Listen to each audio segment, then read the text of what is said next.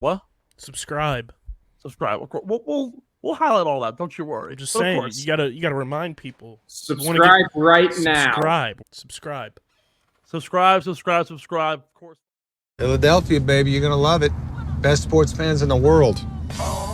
Actually, the worst, but that's what makes them the best. So, Steve, I know we're gonna get into Xander getting his second dub of the season to kick things off, but I did text you earlier that I have a phenomenal stat for you Yeah, that I heard today, courtesy of PFT commenter. This is. Do you remember? I doubt you do because we both were not alive. The last time that all four major winners were born in the United States.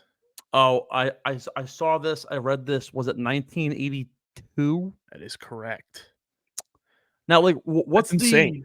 Now, I think Kyle Porter tweeted that out, and I saw it. But like, is there any like significant historical moment of 1982 that like correlates to why for like because it immediately got me going. I'm like, oh, like 1994, 2024, Knicks playoff run, Rangers playoff run, Blink 182's first album to their last album, like all this like dumb shit that got me believing in them. I like, was there a Ryder Cup in '82 that America won, or like the following year? Michael Jackson's Thriller became the best-selling album of all time.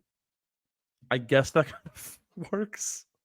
Capel Rowan's "Hot to Go" is going to become the number one song in the world. Cal Ripken Jr. played the first of his record-breaking 2,632 consecutive games. That was his first game. Was in '82. Yeah, that's actually a crazy stat to think about. I wonder. Well, let's see.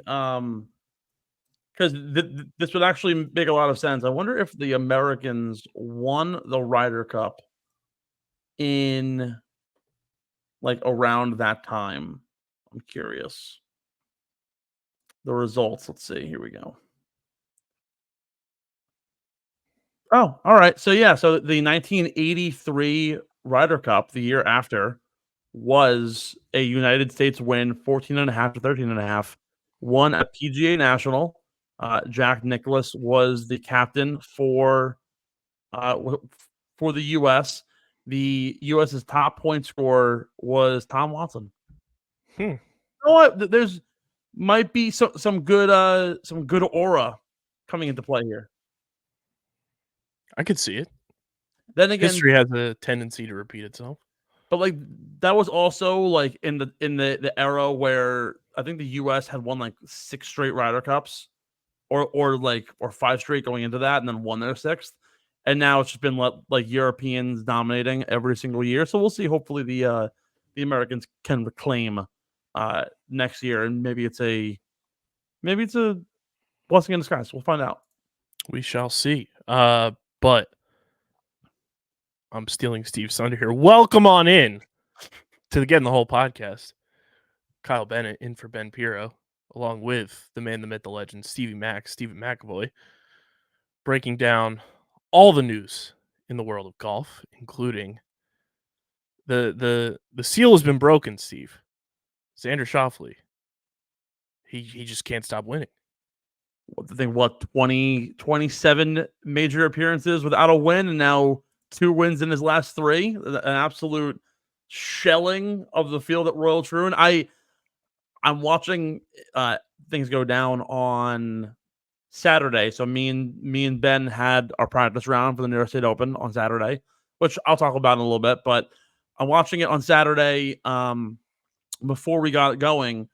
And I'm like, why the hell did I not take Xander Schauffele in my pool or in my beer money picks or anything? I'm like, we always say it. We beat the dead horse. I have a sheet on my wall here. I can't show you and move my cam, but it literally says 3 things that always happen in life. Xander Schauffele finishes top 10 in majors.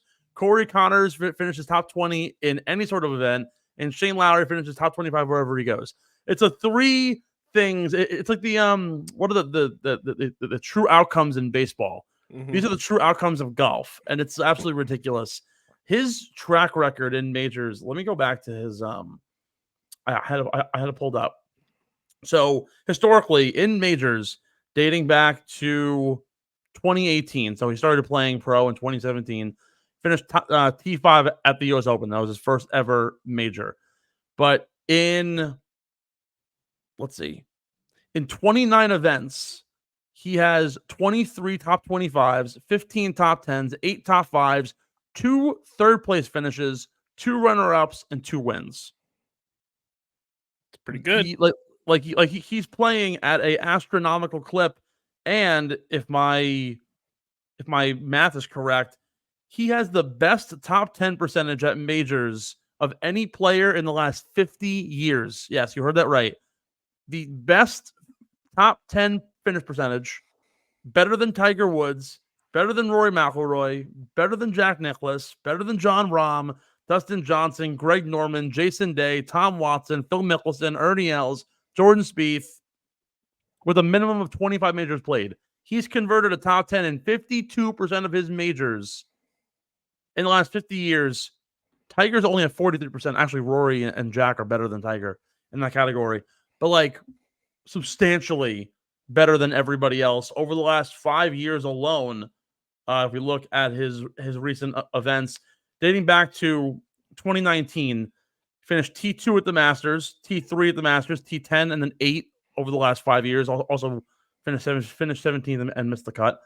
At the PGA, 16-10 cut, 13-18 win. US Open, 3rd, 5th, 7th, 14th, 10th, 7th.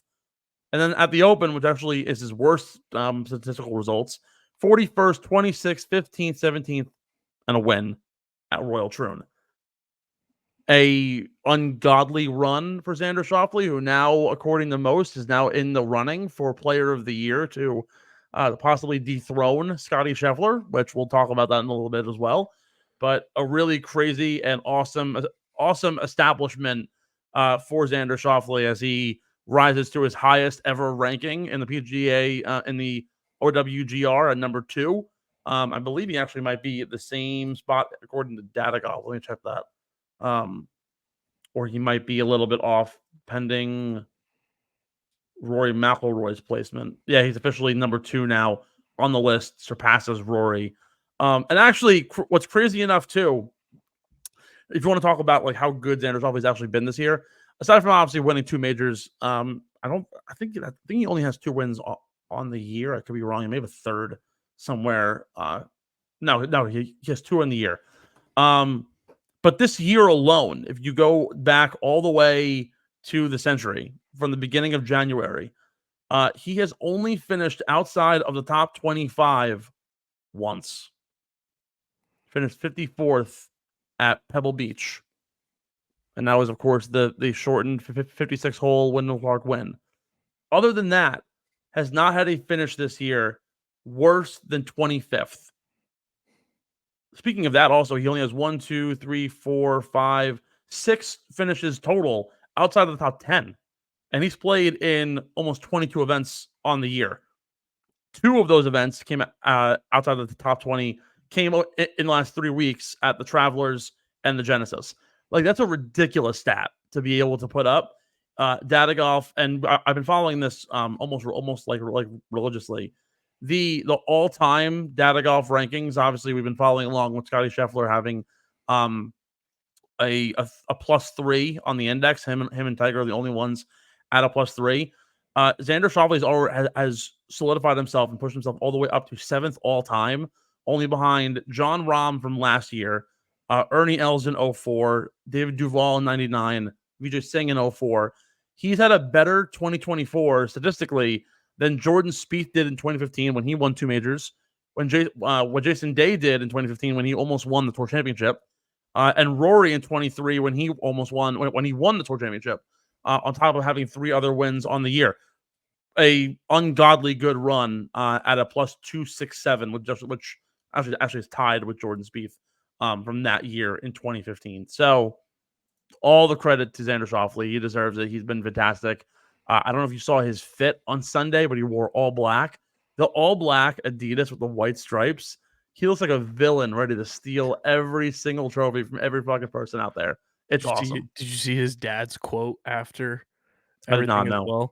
well? Because a reporter asked Xander what he was going to drink out of the claret jug, and he's like, "I'm not much of a drinker, but I'll leave it to my dad to see what he wants to drink out of it." So then everyone mobbed his dad and was like saying like, if you're an aficionado of claret, it's just like a fancy thing for wine. So I'm gonna be drinking wine out of the claret jug in honor of Xander, and to put beer in it would be sacrilegious. I'm curious. I don't actually know the history behind the drinks consumed from the claret jug. All I know is that Shane Lowry did Guinness. It's like, how can you not? I'm trying.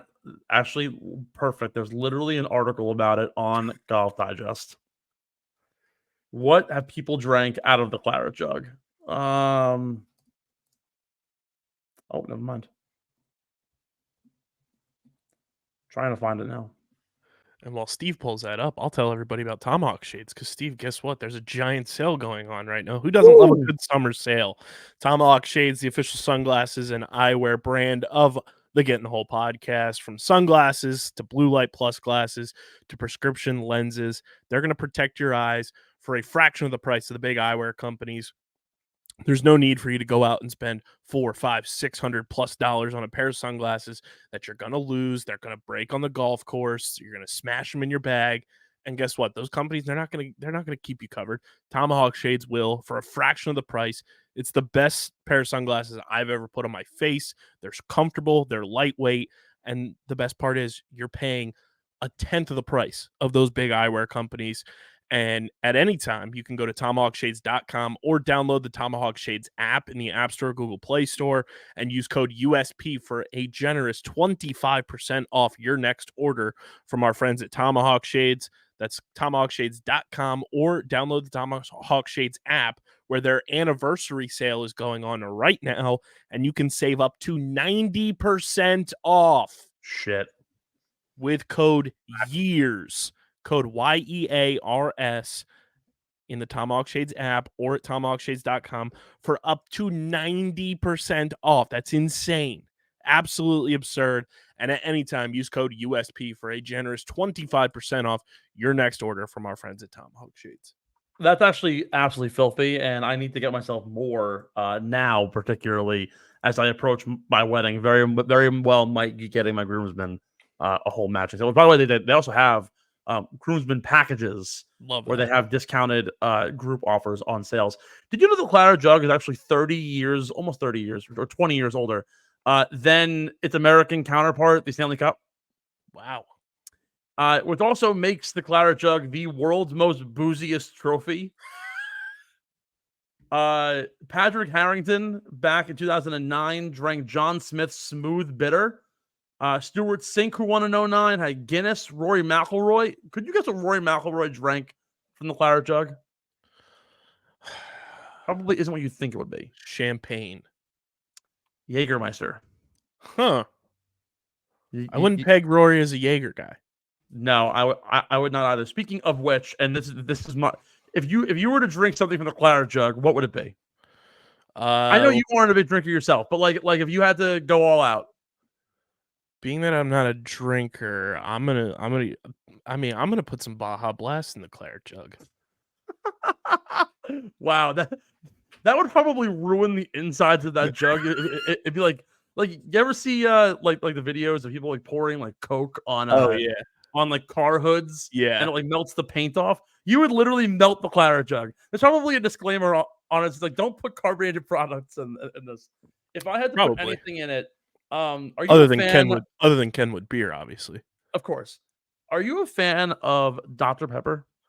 I love Dr. Pepper. It is probably my 1-1 like beverage of choice. If I'm at a restaurant, I always ask if they have Dr. Pepper. Now, all right, let me follow up with this. Now, are you not a drinker like by choice, or like you just don't like the taste of booze? I never have, so it's kind of just a choice and a.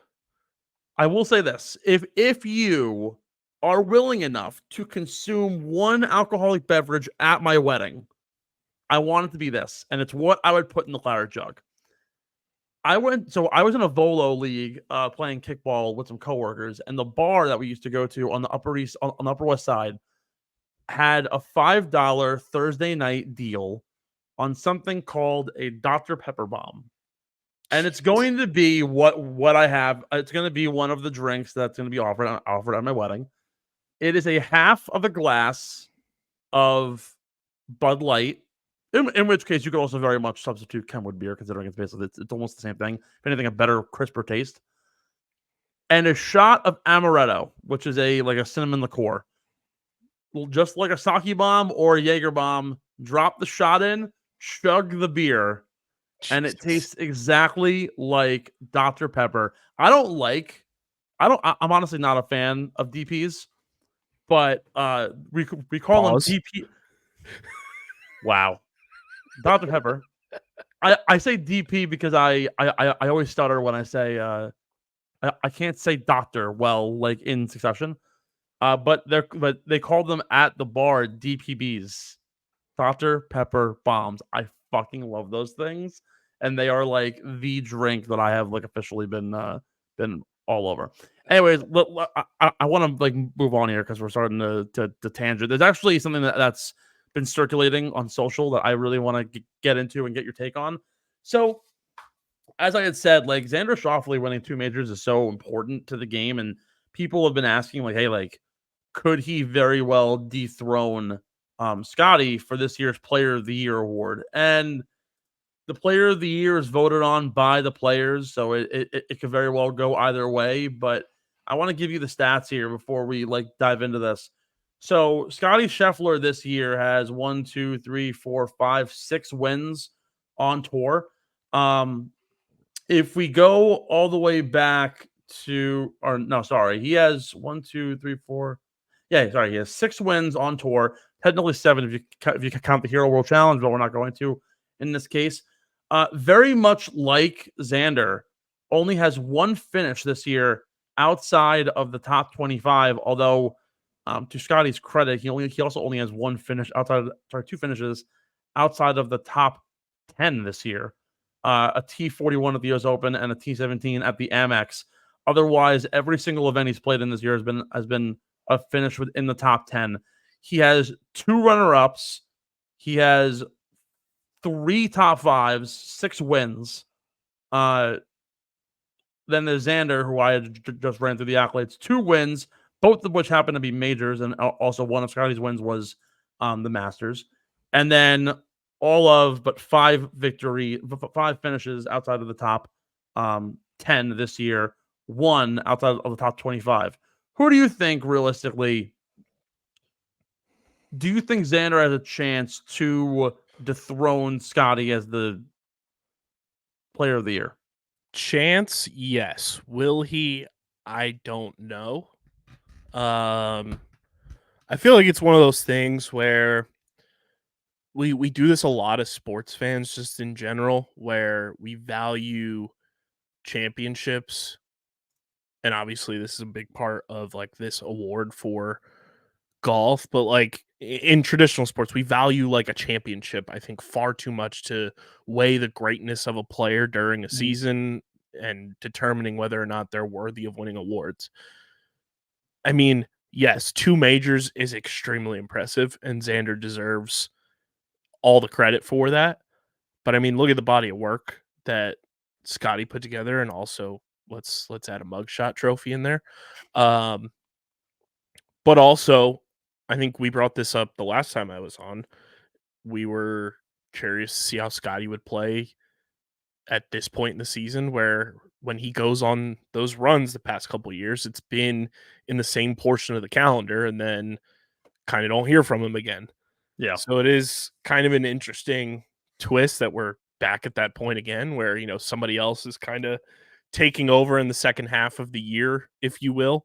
And I mean, it's a great argument. I think it's a little bit better than the one we had with John Rahm and Scottie, because it is 2 majors, and it's not a common thing that you see all that much now with how much talent there is on tour. But I definitely think it's a conversation to be had. Will it happen? I lean no, but it wouldn't shock me if it does. So like that's where I think things get interesting, right? We talk about like championships and the ability to garner massive attention. I think this is a lot similar to, and maybe I'm a little bit off base to a degree. But in 2021, if you remember from, I think actually our first year on the show, we had this talk, me and John. It was John Rahm and it was Patrick Cantlay. And Cantlay hadn't done a whole lot throughout the year. He didn't get a win until late in the year. Rahm had won the U.S. Open at Torrey Pines. Again, didn't have a win for the remainder of that year, but I don't think he finished outside of the top 15 at all the entirety of the year. Patrick Cantlay ended up winning the PGA Player of the Year because he went on a run where he won the Tour Championship. He got 4 wins on the year, 2 of which came at the BMW at the end of the year when he went in a putt off against Bryson, and then he won the Tour Championship. But he didn't win the Tour Championship on the net low, or the net gross. He actually won it on the aggregate. So people complain like, oh, like did he really deserve that victory? I would say at that point though, like who do you give the award to? The guy who won the major and had the more consistent overall year, or the guy who racked up 4 wins on the season? 2 of which came super late. And I think Cantlay's 2 wins, one of them came, I think, in the alternate side field in October. I think at like the Zozo. Yeah, the Zozo. And then the other of his 4 wins came at the Memorial. So, and the reason why he won the Memorial was because John Rahm had to leave up 5 strokes due to COVID. That's right. So realistically, it would have been Rahm 2 wins, one of which being a major, versus Cantlay's 4, and he won the tour title on aggregate. People were saying both sides. I thought it should have been Rahm. They gave it to Cantlay because of the wins.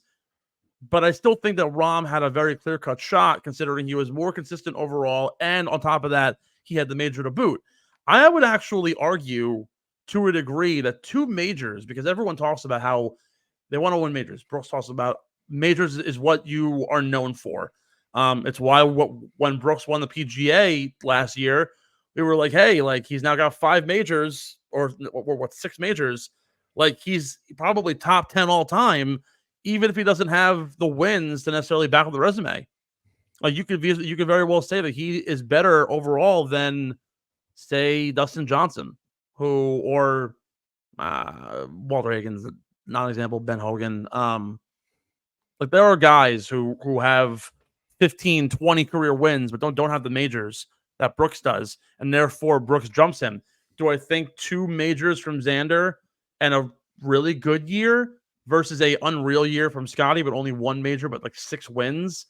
I think Xander's getting closer. I think what will put him over the edge is going to be he probably won't play the rest of the year. He will play in the Olympics, which it won't particularly do him any good because the Olympics don't qualify in this setting. But as and the both incumbent, guys are playing. both are winning, but both are playing. I don't think you can count Olympic success as a measurement for, hey, does he deserve the trophy more? Because it isn't. Right. It's not a PGA Tour thing. However, I don't think it's going to hurt him if Xander, who by the way is the incumbent winner of the Olympics from the last go around, if he comes out and he wins another Olympics, it could certainly help him. I think if Xander is going to win, it's going to have to be he wins the Tour Championship either on gross or outright wins the trophy. Yeah. But I do think that it's a lot closer than we actually think it is. I think Scottie's had a tremendous year. But again, the knock on him is that while, incredibly impressive that 4 of his wins came at 4 of the biggest events of the year, the Masters, the Players, the Arnold Palmer, and the Memorial, I still do think that he won at the RBC Heritage more on a hangover from the Masters. I think he won the Travelers largely because of everyone else's mishaps. Granted, he played well, but did he win that outright? I think it was more on everyone else losing. But Is look, it fair to compare like the golf season, like the way I'm thinking about the comparison between these two? It's almost like baseball to me, where early in a season, and especially this year for me as a Phillies fan, so many people were complaining, oh, the Phillies haven't beat anybody, and now they have the best record against teams with a winning record, where like you can rack up wins against like teams at that point in the season that are succeeding and have a winning record, whatever it may be, like say, April, May, June. But if you're not winning as well in late July, August, September, the perception of your season almost like gets split in two, and it's like, oh, you were able to win early on and you racked up all this stuff, but then down the stretch you weren't able to conjure up wins, and maybe it costs you a little bit here, and then playoffs happen, and it all depends on who gets hot at the right time, and it kind of is that way all the time with golf. But that's kind of a way I guess you could look at it. It's not an exact comparison, but it's something to, if you're not a huge golf fan, you're a casual fan, that would be like my major four sport way to kind of describe it almost. I mean, it's hard to quantify it that way because golfers don't necessarily play the same events throughout the year. Like Scottie has played a different subset of events. I think Xander's played probably a little bit more. But like it's undeniable that even though Scottie won earlier in the year, between March and April, largely, which is when he usually wins, it's undeniable that he won some of the most important events in the calendar. Like he won at Jack's Place, he won the Arnold Palmer. The Players is basically the fifth major. Really, when you quantify it, Scottie won two majors technically, one being the fifth major, being the Players, to Xander's two majors. The difference, though, is the PGA, and I don't think it's fair to necessarily quantify it this way, but in terms of the hierarchy of how everyone views the majors, it's the Open or the U.S. Open, vice versa. The Masters is 3, the PGA is 4, but really, if you're going to include the Players kind of supersedes the PGA almost. So, like Xander won the first and fifth most important majors. Scottie won the third and fourth most important majors. Like, are we going to even them out at that point? Again, it's really shitty to quantify it that way because at the end of the day, winning the PGA is impressive. Nonetheless, it is a major. But I do think Scottie still has the edge because he's racked up this number of wins. If Xander could win late in the year and win the Tour Championship, or even win a playoff event or two, even if he doesn't win the Tour Championship, that is, if Scottie wins it, then yeah, he's got it in the bag. But if there's a situation where he wins the FedEx St. Jude or he wins the I believe it's the BMW, then all to him. I think he certainly deserves some sort of a talk as to getting the trophy. If you were on tour, how would you categorize the way of importance you'd want to win each of the majors? Like, by desire to win. Number one, and we talked about this last year, and I'm turning face. Last year I said the U.S. Open, the Open, the Masters, the PGA. Honestly, I think the Open might be number one because it's the oldest, so there's no denying that. Like, again, the Claret Jug is older than the Stanley Cup. Like, it was forged and first given out in 1872. That's how you know it's old. Yeah, you use the word forged. It's like a Skyrim reference, like that thing could have came from the Game of Thrones universe, and I would have not batted an eye. Yes. So the Claret Jug is just so old and it's so historic that I would probably put the Open up at 1 now. And this segues also well into my next point that I wanted to get into. I think it's the Open 1, the U.S. Open 2, the Masters 3. The Masters is great and it gets really overhyped. But at the end of the day, the Masters is more of a marketing tactic than anything else. Like, the logo is the most famous logo in all of golf, but really it isn't even the logo at Augusta National Golf Club. It's just for the one event. And I think the Masters, it gets a rep because it's so exclusive and it's so privatized and like no one knows about it. I think, but really at the end of the day, the U.S. Open is a harder tournament to win than the Masters. And the Open is not only the harder tournament to win than the U.S. Open, arguably, but also it's the oldest one.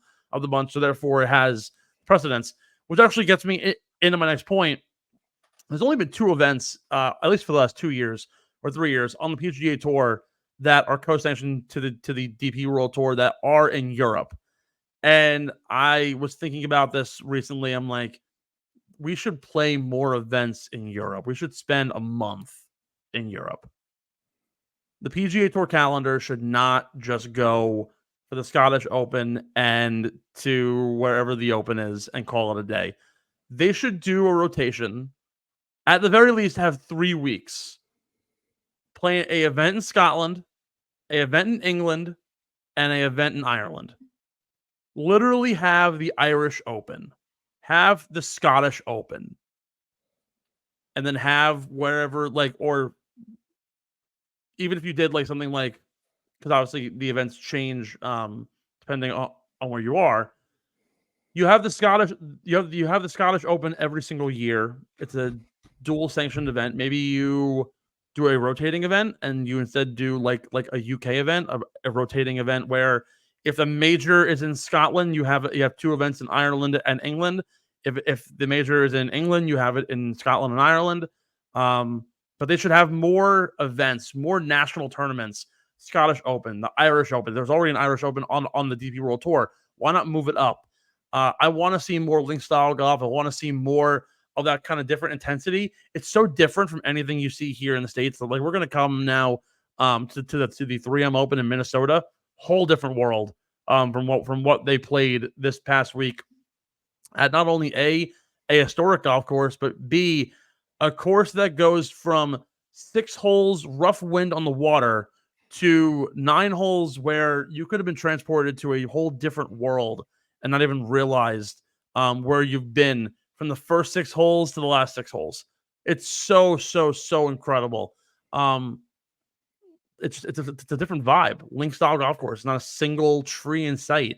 It's all wind. It's all rain. It's like comparing it to how the Super Bowl has been hosted in like Arizona and Vegas and in domes, and then all of a sudden it's the 1 year in New York and it's the snow. Like, it's more fun that way. It's more fun playing football in the rain. It's more fun playing football in the snow. It's more fun playing like in the NCAA. They used to have like that one basketball game played on like an aircraft carrier. Like, an outside basketball game is cooler than an indoor basketball game. You don't see it because it doesn't exist on the NBA, but like it's a cooler. It's more classic. Like, imagine the NBA played a rotating month-long series, and for a whole month, or even let's just say like they have this like NBA tournament, like in-season tournament. Yeah, what if the in-season the tournament, newly named Emirates Cup? That's really called the Emirates Cup? Yeah. That's so fucking European soccer. I hate it. If they had the Emirates Cup, right? And they rotated around and played tournaments at like Rucker Park and like Venice Beach. How fucking cool would that be? That would be sick. Let's go to Europe more often. Let's play some more tournaments out here. We already have the California swing, the Florida swing, the Texas swing. We can axe one tournament on the PGA Tour calendar, and we can add one alternatively and throw it out in Europe. Now, I know a lot of golfers and everything are, Scottish, English, whatever it may be. How do you incentivize it? Because it is travel. It is, I mean, they're already there. I'm saying from your perspective of like having like that 3 week, 1 month like happening, then that is a long time away from home for a lot of guys. Yeah. How do you kind of incentivize, everyone participating in everything or as close to everything? Well, so just playing devil's advocate. First of all, not everyone's going to play in both these events, but I think it should be 2 events and then the major. So guys go to the Scottish Open, particularly like the Americans. Like, if you look at the Scottish Open field from a couple of weeks ago, the Genesis Scottish Open had, let Let me pull up the leaderboard. All right, great.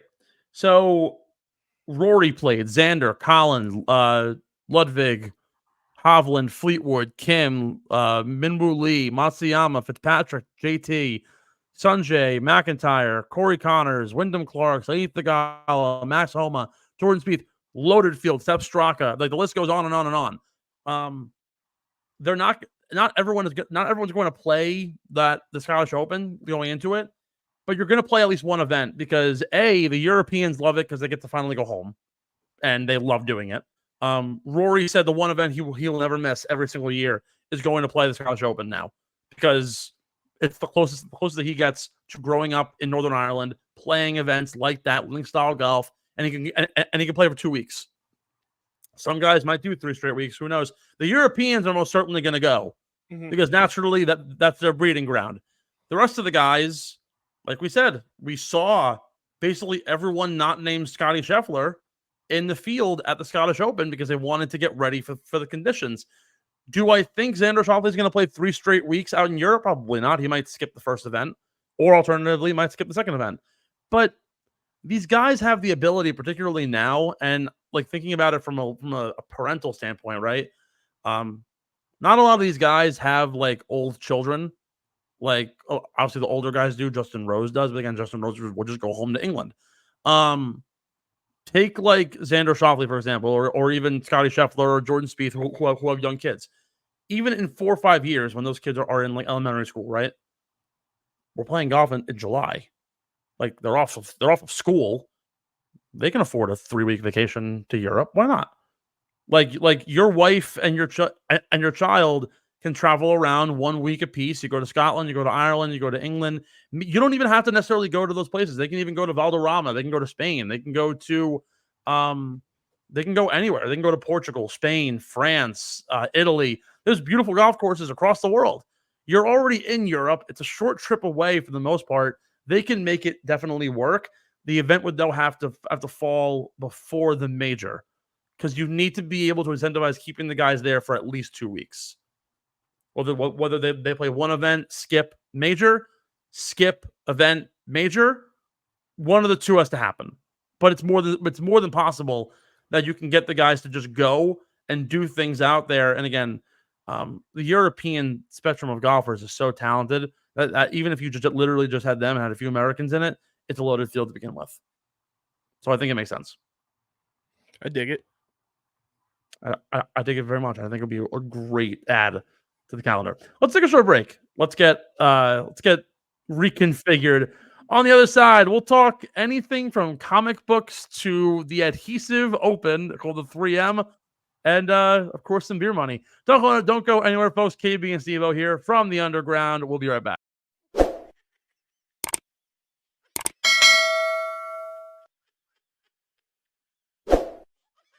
Get in the Hole is brought to you by PHI Apparel Company, our incredible merch partners. PHI Apparel Co. provides unique designs and high-quality clothing from t-shirts to hoodies for every golfer around. With their original designs for all, there's no doubt you'll stand out on the course, the driving range, or at the 19th hole. Go to phiapparel.co and use code UNDERGROUND at checkout for 10% off any order. That's code UNDERGROUND at phiapparel.co and grab exclusive Get in the Hole podcast merch and support your favorite golfers.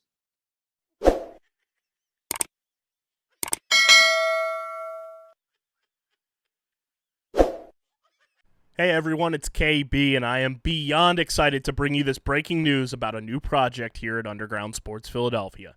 Introducing Light the Flame, an Olympics podcast where all of your favorite Underground Sports Philadelphia personalities will come together to discuss, banter, and break down the Olympic Games. Coming soon wherever you get your podcasts and on our YouTube channel throughout the 2024 Olympics and beyond.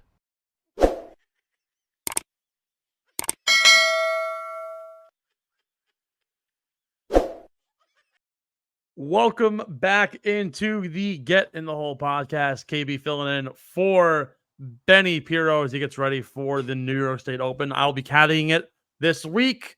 I told Ben that I could do some content shooting, and he shot me down. But then during our practice round, he was like, "Oh, like it'd be pretty cool to get some videos of me like golfing." And all. I'm like, motherfucker, I'm cleaning your balls. Like, give me a break.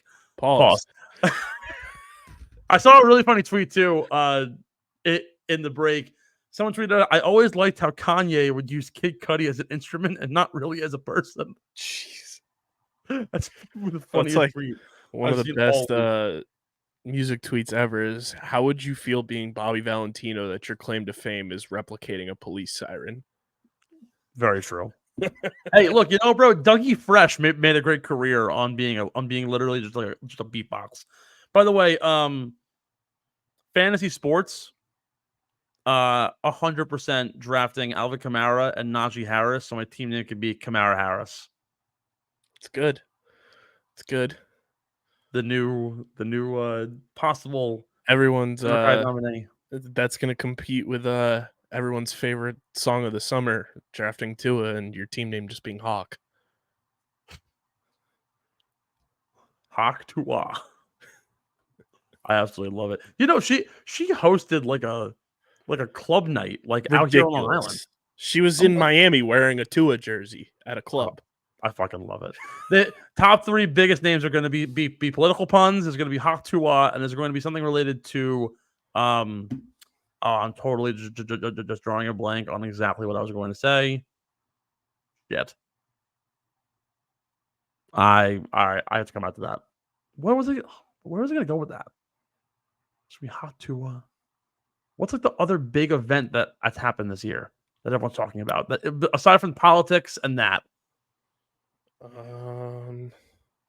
Oh, I don't know why. Again, Chapel Roan just came in my head. Fuck, it's like HOTT. Like song's fucking addictive. I saw a great TikTok. It was like we are all free thinkers until the chorus of Chapel Roan's Hot to Go comes on it, and it's just a crowd of like people at like Coachella doing the fucking HOT. Oh my god. Let's get into some drafts because I wanted to jump back into this. Didn't do it last week. Comic-Con is coming up. It is this coming weekend, I believe. And I'm personally like I'll watch like Marvel movies and DC movies. I'm not really a Comic-Con guy. I don't read comic books. However, this segment immediately got me thinking of, and call back to the Olympics, that yes. Which everybody, our Olympics coverage is right on the horizon, involving myself, Steve, Casey and Owen from F1 Underground, Christian. I'm sure we'll wrangle Benny Boy in for some of the golf as well as Patty Pitts and DJ. Light the Flame, an Olympics podcast, available wherever you get your podcasts. It'll also be available live streams for the big primetime events. We'll be going down on the Underground Sports Philadelphia YouTube channel, and we'll also be doing like quick 12 to 15 minute recaps close to, if not every single day. So subscribe wherever you get your podcast. Subscribe to the YouTube channel so you don't miss out on our Olympics coverage. Everything goes down this Friday for opening ceremonies. We will have a live stream, a live companion watch along for opening ceremonies. It's always a spectacle that you won't want to miss. We're trying to line up some guests as well, which will be very, very fun. And all of it is brought to you by our new pals over at Shopify, which we're very excited about. So definitely click the link in the description if you're looking to get a storefront started. Use our link. Shout out to Shopify. They are the best. Truly one of the most recognizable logos in all of e-commerce and just in general. That green bag, you know exactly what it is. So yeah, subscribe to Light the Flame and Olympics podcast presented by Shopify. Also, like really hyped to see LeBron James be the tallest ever flag bearer. Yao Ming never hoisted a flag for China, but LeBron James will. That's wild. Godly, right? I mean, Yao's just like too tall. I feel like it would like the one tall guy towering over. Immediately when I saw LeBron James, get announced as it, I thought of him like the scene in Benchwarmers when what's the guy's name? Pedro. Mm-hmm. I am 12. When he hits the home run and it's carrying the Dominican flag around the bases, I just imagine LeBron James American flagging it around the track in Paris. That's crazy that Yao Ming was never a flag bearer for China. In like a beret in his Ralph Lauren like suit. Yeah. Well, no, the Team USA basketball, at least I saw it on LinkedIn. They have a whole lineup from Kith. Oh yes, no. So I saw that. So like the USA has multiple though. It's like Ralph Lauren is doing the opening ceremonies. They always do that. Yeah. I found out that the basketball team that has Kith, but also, I think what was it? The Germans are now off of Adidas and are going right to Nike now, which is crazy. Adidas, German company, finally leaving Team Adidas, which is absolutely nuts. So as we get ready for the Olympics, we also get ready for Comic-Con, as we were saying.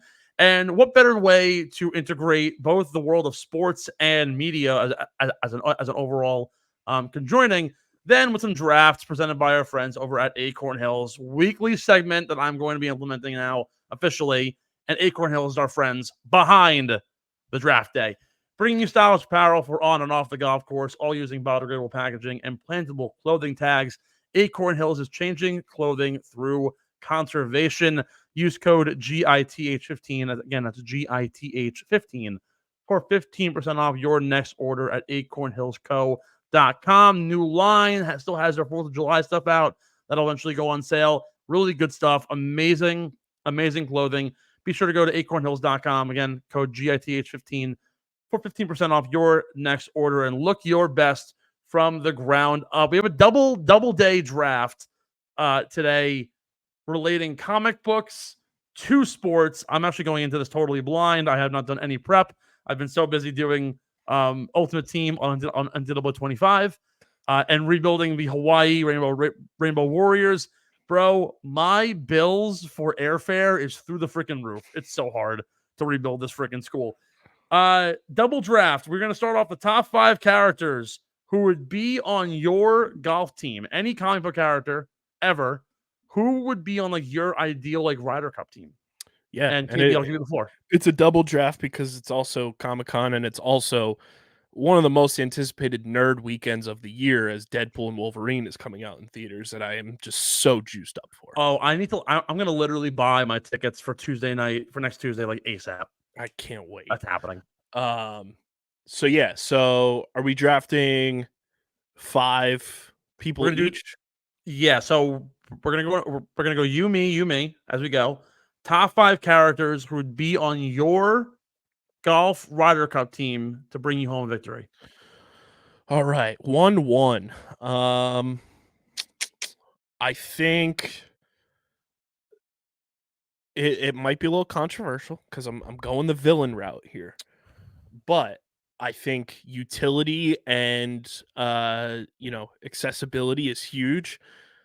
1-1. I'm going Doc Ock. He's got the ability to carry your clubs. He can carry everyone's clubs, and he's a big body boy. He's honing the power of the sun. Give me Doc Ock. It's a really bad first pick. Give me Doc Ock. It's a really bad first pick. I'm going to take the all-around greatest athlete in comic book history. I'm going to go Captain America. Seems like it's super easy. He's super strong. He probably hits the ball like Bryson. I got to see how his finesse is. I don't know if it would be perfect, but I do think the Captain America, if you pair him up with the right sidekick, you'd be able to have a really good duo team.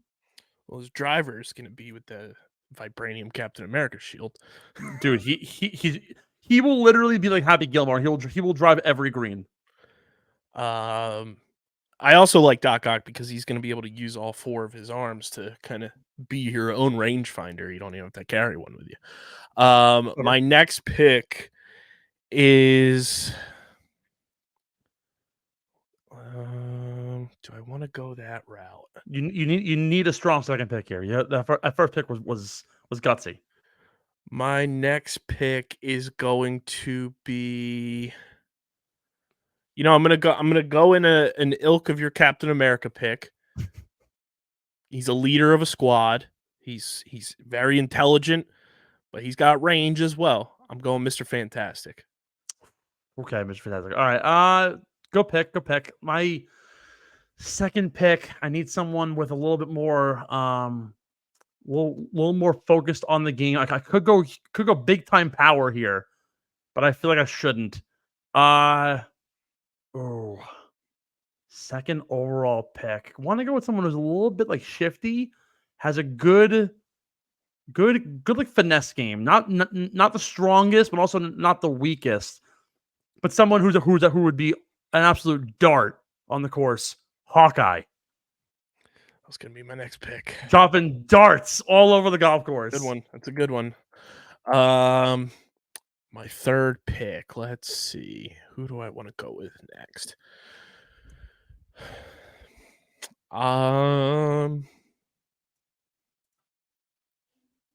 You know what? I'm gonna go utility again. I'm gonna go smarts, but he's got everything wrapped around his waist. Give me Batman. He's got that utility belt. He's got that thing in his bag. All right, here we go. I'm gonna go to the well here. Comic book characters. I'm literally gonna Google it. Let's see what we can find. Need someone who can kind of bring the whole team together. Is like again like an all around skilled player.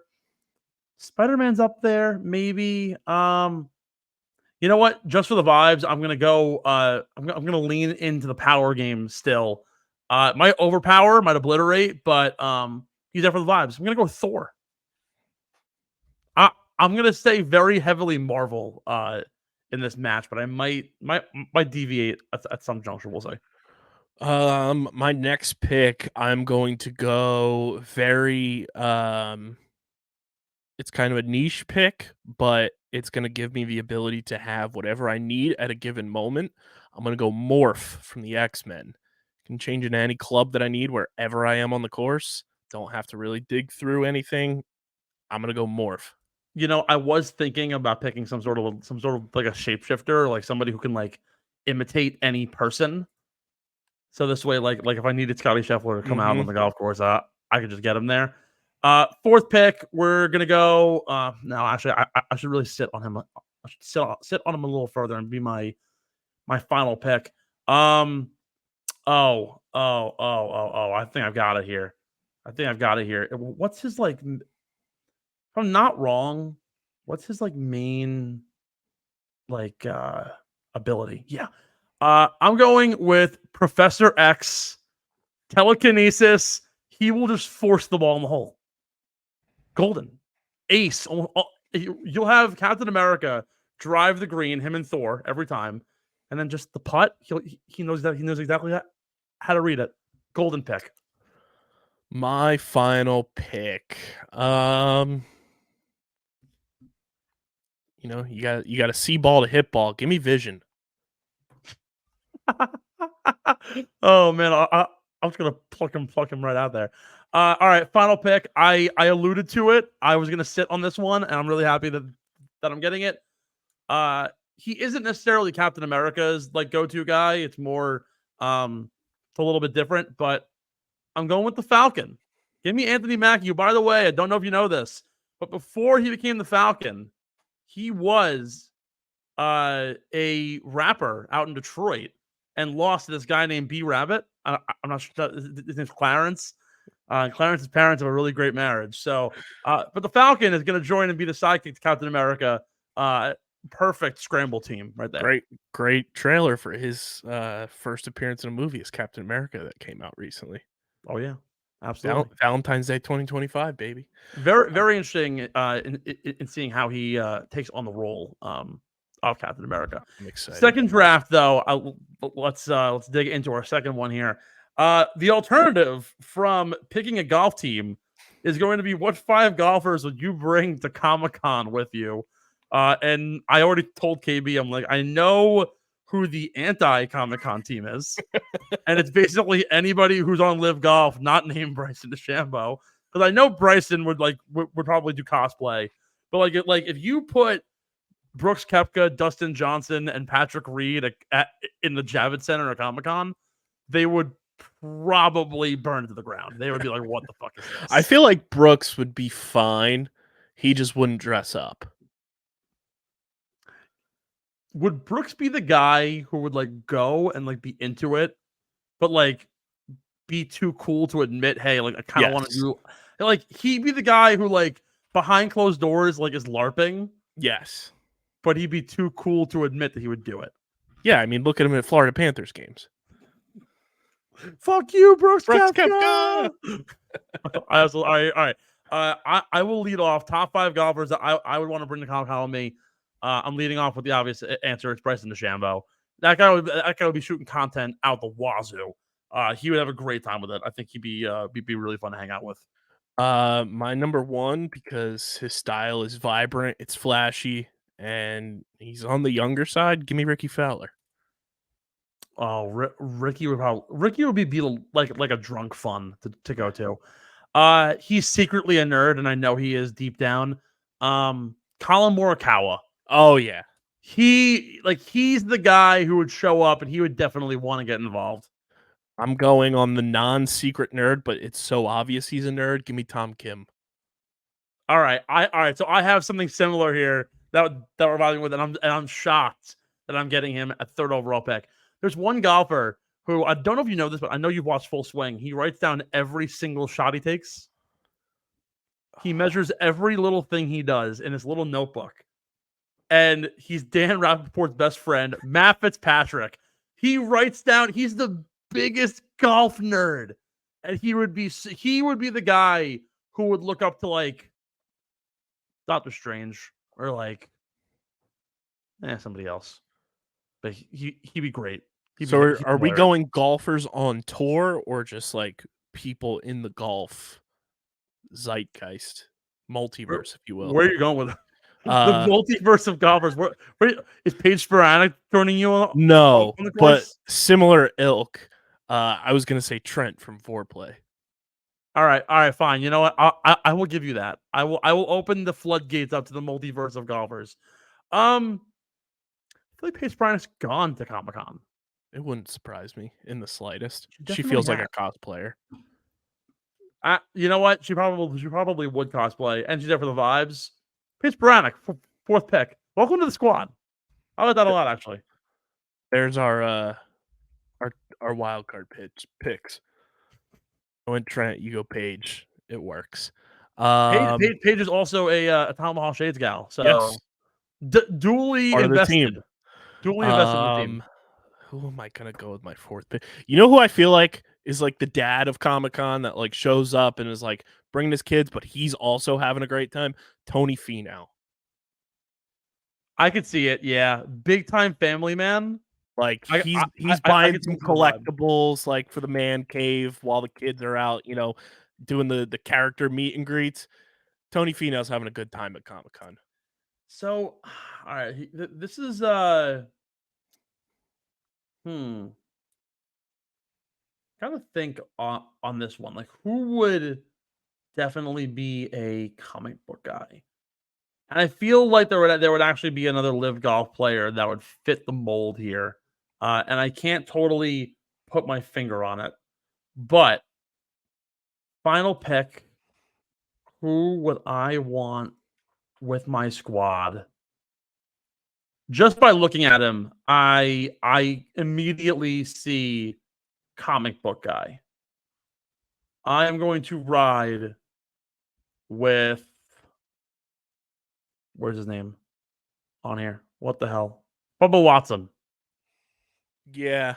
Like, again, also like a dad vibe, but like Yeah. he definitely like probably like keeps up. He would be the guy who like doesn't like he doesn't like the superheroes. He likes the anti-heroes. Like he'd be a huge Deadpool guy. He's a big Venom fan. Bubba Watson's also a big video game guy. I guarantee you he's probably pre-ordering the Deadpool butt controller. Oh yeah. Which, by the way, I want it so badly. Thing's so cool. There's a Wolverine one too, by the way. Not as cool as Deadpool's ass. I'm gonna go. I thought I remembered this, and I'm gonna do it. He's cosplayed at Comic-Con. Give me Tiger Woods. He's cosplayed? He went to Comic-Con dressed as Batman. Oh my god! There's an article on Golf Monthly from a couple years ago. Wonder if Charlie is in the Comic-Con. There's a quote that says, "How can a guy who still FaceTimes his friends to discuss Marvel and DC timelines and who goes to Comic-Con dressed as Batman be one of the greatest golfers that ever lived?" Shit, that's probably that might be the greatest value 5 of all time. That's absolutely elite. That's Unreal. fucking great. Imagine pulling up to the movie theater to go watch like Avengers Endgame with Tiger Woods. Well, hey, I mean, it's not in the same lens, but I once pulled up to 30 Rock. I was in middle school, and I go to the bathroom. I'm there on like a class trip, and who's in the bathroom right next to me, getting ready to go on a tour with at that time his son as well, with Donald Trump. Jeez. I'm in the bathroom taking a piss in the urinal. There's this big orange figure in a mink coat in the middle of like February. Friend starts going, "That's Donald Trump." I go, "No fucking way." And he goes, "Yeah." I'm like, Home Alone 2 star Donald Trump.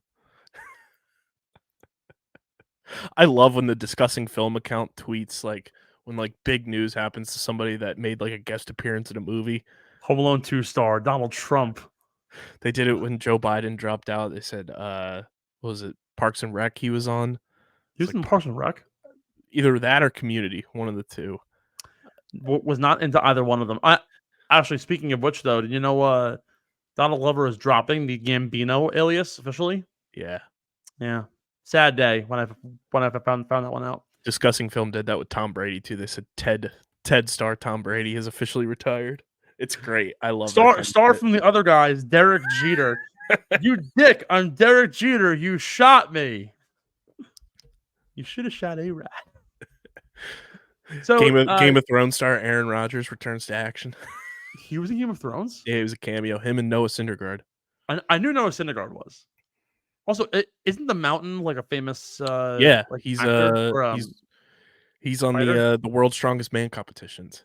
Thank you. Yes, was very sad when Pedro Pascal got his eyes gouged out by the Mountain. You haven't seen that, have you? No, but I do know about it. That's one of the things I do know. Good. You are going to see it, and it's going to be great. Also, I don't know what it is about NCAA 25, but they, for some reason, created a player, like a player to be included in the game that you can draft or you can recruit, named Sunjay Im from Augusta, Georgia. He's a quarterback. He's an improviser. And I guarantee you right now, he's most certainly not 6'4" to 225. But that's freaking hilarious. Sunjay M. So, whoa. Yeah, breaking news. Are you ready for this one, Steve? No, I'm not. John Daly's son has qualified for the U.S. Amateur at Hazeltine. Oh, my God.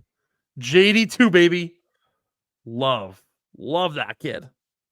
I'm hyped for him to do some big things. He's a rising junior or a senior at Arkansas. Really good stuff. Ready to come in from John Daly Jr. When they make NCAA golf 26, I'm looking forward to playing as him. So Nick Dunlap, speaking of guys who actually played SEC golf as of last year, achieved a first of its kind milestone at the CUDA. Could you guess what Nick Dunlap did this past week? Honestly, I have no clue. I'll give you a hint. It involves him winning at this event. First back-to-back? No, Nick Dunlap was the first player, not in golf, ever, to win as an amateur and as a pro in the same year. No one in the history of professional sports or even amateur sports has ever won as an amateur and one as a pro in the same year in any sport. Also very hard to do that. Why do I feel like there was a baseball pitcher? Maybe he didn't win the World Series, but he pitched in it. Who pitched in the College World Series? Pitched in the College World Series. They won.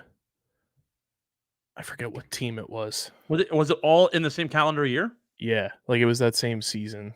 Really? Well, I mean, the Pirates aren't winning anything, but did Paul Skeens win the college? Didn't like Florida or Clemson win the college World Series? I thought- think he won. Paul Skeens? Yeah. Did LSU win? Yeah, here it is, 2015. Brandon Finnegan. Yeah, he was on the Royals. Really? He pitched in the College World Series and then pitched in the MLB World Series in 4 months. Oh, then the stat that I have is quite wrong, because then he's the second player to ever do that. But first of its kind, at least in golf, first golfer to ever be an amateur, win, and then turn pro and win as a pro in the alternate event at the Barracuda Championship this week. Let's get into some previewing of the 3M Open. KB, I'll hand you off the seat as the host of the show here, as I play analyst for the back end of this show. Yeah, it feels like from the notifications that we get on the account on Twitter, feels like everybody's been like withdrawing or getting replaced or everything. It feels like every second there's like new updates to this field. Yeah, there's been a lot of movement going on, and that's a natural thing when you are getting off of a major. A lot of the guys obviously qualified for the event, but also didn't want to play in it. I know, like, for example, I think Mark Hubbard WD'd early on this week. He played in the alternate event at the Barracuda, where I actually don't even know where they played the Barracuda this past week and where that is in relation to where they are playing this week in Minnesota. The Barracuda was played at... Give me a minute. They played the CUDA at... Oh my goodness, where are you? Oh, in California. All right, yeah. So who wants to travel all the way from California to Minnesota? So some field updates as we prepare for the 3M Open this week in Minnesota. Aaron Rai, the double glove wonder, and Mark Hubbard both WD'd. That means that James Hahn is in as the first alternate, as well as that. Even though there are two WDs, only one man qualified. That's because Thurston Lawrence of South Africa, with a top 10 of the Open, has qualified for the event this week at the 3M and has committed to playing in the event. Let's get into some talks on the conditions this week. So it's a very different move from what we have typically. Obviously, we're moving on from the link style golf course and moving on to a very wide open course over at TBC Twin Cities. An Arnold Palmer design, 7,400 yards in length, a par 71. It's an extremely flat course, Bermuda grass greens. This course has been a breeding ground for first-time winners and also very low winners. A lot of interesting names in the field this week, including, of course, CUDA winner Nick Dunlap, the amateur phenom Luke Clanton, Keegan Bradley, Lily, Lucas Glover, Billy Horschel, Justin Rose. Winner last year was Lee Hodges. Prior to that was Tony Finau, but you've also seen guys like Cameron Champ and Matthew Wolf win. Some things to keep in mind this week: sunny conditions, really simple. The whole week, very different again from what we saw in the link style golf course. Stroke skiing off the tee is going to be paramount. It's a long golf course, and you need to be long in order to win. That's why guys like Cameron Champ and Tony Finau thrived here. But also your approach game needs to be really on point. You got to be really good from within about 140 yards and in. It's going to be a birdie fest. The greens and regulation percentages are way higher here than they are like on tour average. So ball strikers and guys who can hit it close are going to do great. Guys who play well at events like the Rocket Mortgage, who play well up here in the northern Midwest, are going to thrive, as well as just guys who play well at courses like TBC Twin Cities. Again, it's an Arnold Palmer style golf course, which means that the course it's different from what you usually see from Arnold Palmer, being that is in the Midwest, but it certainly fits the mold of a very standard Arnold Palmer placement golf course, long golf course, be able to play your ball in, and again with those flat greens, should be able to find your way into some pretty good situations. With that being said, let's get into the beer money. We're already an hour and 8 in. We'll try and close this out with a bang. Last week, Ben and I had actually a really solid week. He gained one spot on me, we're edging so close to the final, and I got 3 spots ahead of him. I'm really hoping that I can bring home a few more as we approach the final weeks and hopefully lock in a victory for myself. We'll see how that goes, but we'll start off shouting out our friends over at Kenwood Beer for this one, who I will be trying to get at my wedding. Hopefully I can get them on tap and get a keg or two. Our friends over at Kenwood Beer, they ask us all the time, who is Kenny? And they always tell us, smooth, clean, bright. He's the tastiest beer on the market. He's a routine choice of folks who want a balanced, flavorful, no frills beer that is right for any occasion, including, of course, my wedding. Shout out to KB's shirt there. Just 120 calories and 8 grams of carbs. Some call it the best beer you've ever had. We just say you can't beat the original, and mix that bad boy with an amaretto, and you got the greatest DPB on earth. Head to kenwoodbeer.com and use the Kenny Tracker to find where you can get your hands on some ice cold, refreshing Kenwood beer from your favorite liquor stores in the Pennsylvania, New Jersey, Maryland, and now the great state of Delaware, the first state, Delaware, now serving Kenwood beer, as well as, of course, at the Wells Fargo Center and beyond. Head to kenwoodbeer.com, like we said, must be 21 years or older to do so. And, of course, please drink responsibly. We start with a top 20 selection at TBC Twin Cities in the 3M Adhesive Open. Who you got? If you're going to give me all of these guys at plus odds for top 20, I'm loving it. But I am going to go plus 125, our guy Akshay Bhatia. Yeah, it's a underratedly strong field this week, I will say.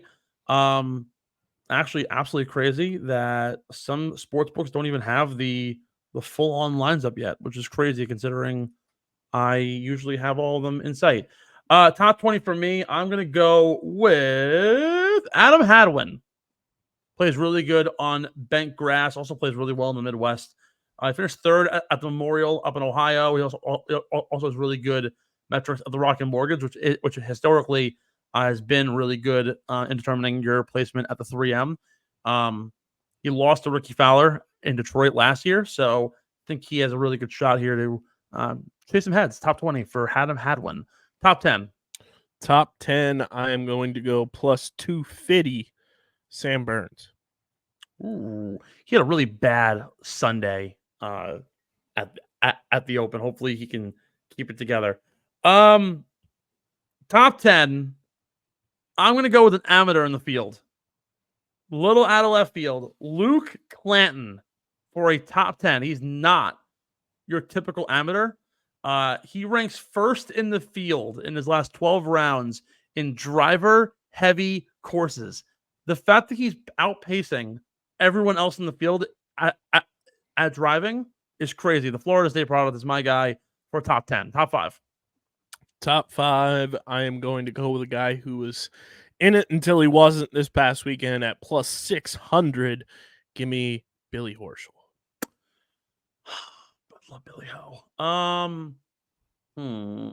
Top 5 for me. I believe Tony Finau is in the field, is it not? Mm-hmm. Has course history too. Has a lot of experience. But you know what? I'm not going to go there. I'm going to actually go with Justin Rose. Top 5. Actually, you know what now? Screw it. Tony Finau. Top 5. We're going back to the well. Give me a pick. My gimme pick of the week is going to be, let's see, how do I want to dice this? I'm going to go your top English finisher, Justin Rose, at plus 250. Oh, you are absolutely hilarious, my friend. Okay. I am going to go with my gimme. I want to see the numbers here to determine where I'm going. All right, here we go.